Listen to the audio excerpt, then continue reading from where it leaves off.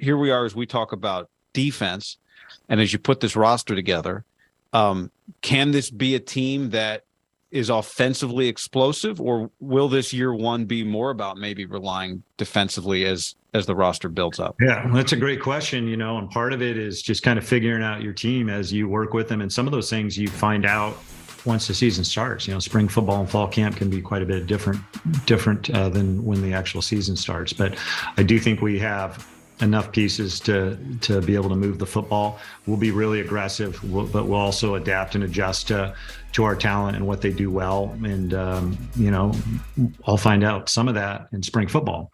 Obviously we're going to be very young. We lost a number of players to the transfer portal with the transition and guys graduating early because of the COVID year. But although it's a challenge, we have really good young players. They need to have experience and get reps, but we'll see. I think last year they had some struggles. They had some injuries. They lost pretty much all their running backs. So trying to establish some depth and get some guys in here to be able to play and honestly just be able to practice and get lots of reps is the crucial thing. Stanford's always recruited really good players. We got to continue to do that. And then, the big part for me has been always development, being able to develop players. And what excites me about Stanford is, I think once we get through this COVID period that's affected recruiting and guys graduating early, I really believe that we're not going to lose many players. We're going to have them for 4 years, just because it'd be really silly for somebody to come to Stanford and not leave without their degree.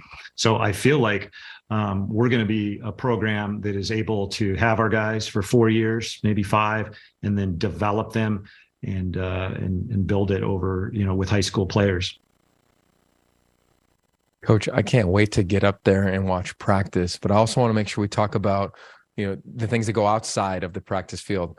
We talked about the portal already. Guys can come in mid-year. You've seen that. You've done that. How about NIL? Where is Stanford, and how have you positioned yourself in the Silicon Valley to be in the game, which is part of college football seemingly now? Yeah, we have a collective like a lot of schools. Our NIL will probably be a little bit different. We do have the Silicon Valley here, and so one of the things that we do is our players, when they're juniors and seniors, they get internships where they're actually able to work with some of these companies, as you guys probably know. And most of these tech companies were started by Stanford people, so there's a connection to our university and to our program where they want to bring them in for internships, but they're paid, so they make money, they build that network so that they're able to kind of set themselves up for post football. Now, we've got a lot of players that have played in the NFL at Stanford, but I don't know that there's a better insurance policy for when, unless you're Tom Brady, you're going to have to get a job at some point, and I don't think there's any school that sets you up better in terms of preparation, prestige of the degree, and networking.